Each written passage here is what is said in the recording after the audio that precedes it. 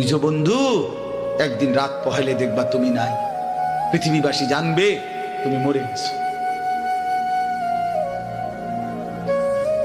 পৃথিবীর তখন আলো ফুটবে, চাঁদও উঠবে, সিএনজিও চলবে, অটোও চলবে, দোকানপাট সবই চলবে। এই পৃথিবীর হই হুল্লুর হুলুস্থুল ব্যস্ততা, ধোকাবাজ এই দুনিয়া, কেউ থামবে না, শুধু তোমারে কবরে পাঠায়।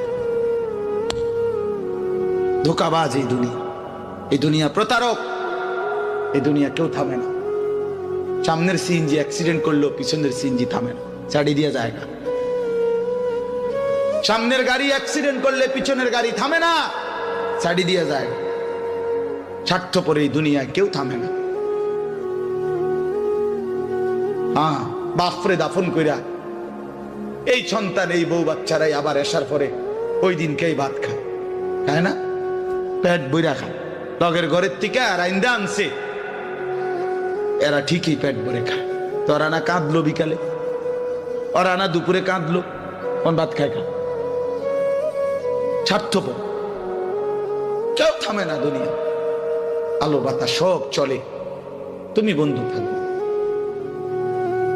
আল্লাহকুমুত তাকাসুর হাত্তা যুরতুমুল মাকাবির।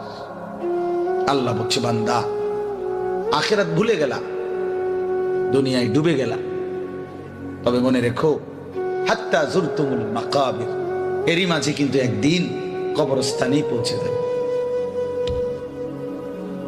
হ্যাঁ, কই পৌঁছে যাইবা? তোমরা কবরস্থান দেখো নাই ভাইয়া? কাল্লা সাউফা তা'লামুন। আল্লাহ বলে, কবরে আসলেই আমি বুঝাই দেব বান্দা আমার নাফরমানির শাস্তি কেমন। সুম্মা কাল্লা সাউফা তা'লামুন। আবার নাফরমান হাসরের ময়দানে আসলে আমি আবার বুঝাই দেব আমার অবাধ্যতার শাস্তিটা কি। একবার বুঝাবো কবরে। তাফসীরের মধ্যে আছে কাল্লা সাউফা তা'লামুনা ফিল কবরি সুম্মা কাল্লা সাউফা তা'লামুনা ফিল আখিরাহ।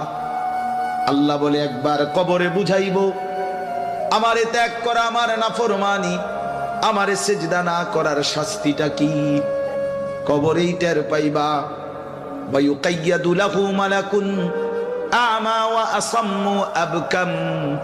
নবী বলেন, নাফরমানের কবরে এমন একজন ফেরেশতা পাঠানো হবে, যেই ফেরেশতা অন্ধ, বোবা, বধির, চোখেও দেখে না, কানেও শোনে না।